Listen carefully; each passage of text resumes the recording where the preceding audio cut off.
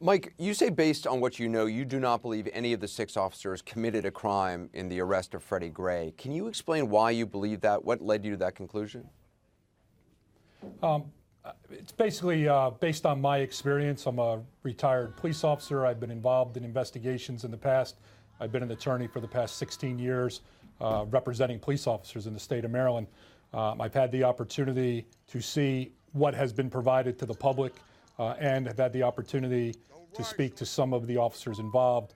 And based on what I've seen, what I know of the investigation and the evidence that they currently have, I just don't believe that there was any criminal acts committed by the officers involved. So how do you believe that Mr. Gray received the injuries that he got? I really can't explain that at this point. I'm hoping the investigation will make that determination.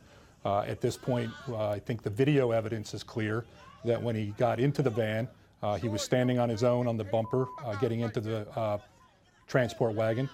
He was able to turn his head and yell back to the crowd as he entered the van. There didn't appear to be any distress or anything of that nature when he got in. So when you see the video, you believe he's standing on his own? Because I think when a lot of people see that video, they see a guy being dragged. At one point, it seems like he put some weight on his left foot, but he's left leg, but he's still being held up. And it's not exactly clear what happens at the bumper of the vehicle, is it? Whether he was dragged due to his inability to walk or his refusal to walk, I believe it's his refusal to walk based on the fact that when he is stood up on the bumper, he's clearly standing and he's turning back and yelling. Isn't, though, the most logical explanation that injury occurred prior to him being placed in the van? You say that might be the most logical, but we don't know that. There's no one or there's no evidence that has come forward. You've seen the videotape. I've seen the videotape. The police officers, based on what's on video, are not using excessive force. The only force you see is limited to him holding his legs down while they're waiting for the transport van. How does someone get 3 crushed vertebrae in the back of a van?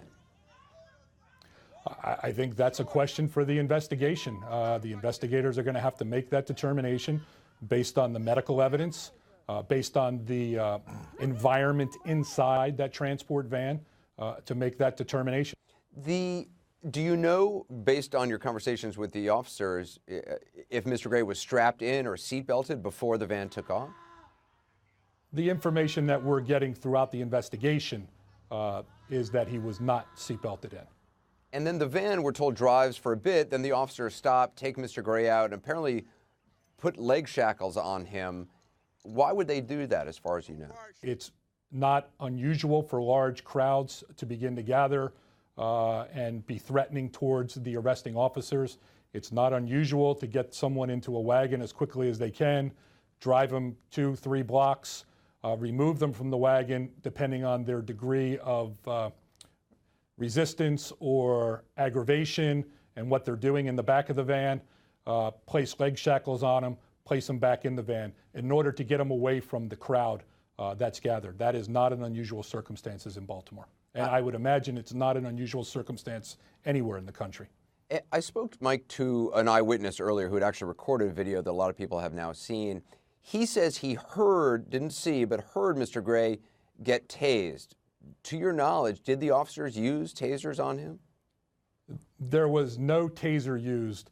I believe Commissioner Batts explained that in his press conference on Monday, that as Mr. Gray was running, one of the officers did have a taser, yelled taser, taser, taser, as they're required to do prior to deploying a taser. However, it was never deployed, and I believe Commissioner Batts clearly stated in his press conference that there is no medical evidence that Mr. Gray was ever tased.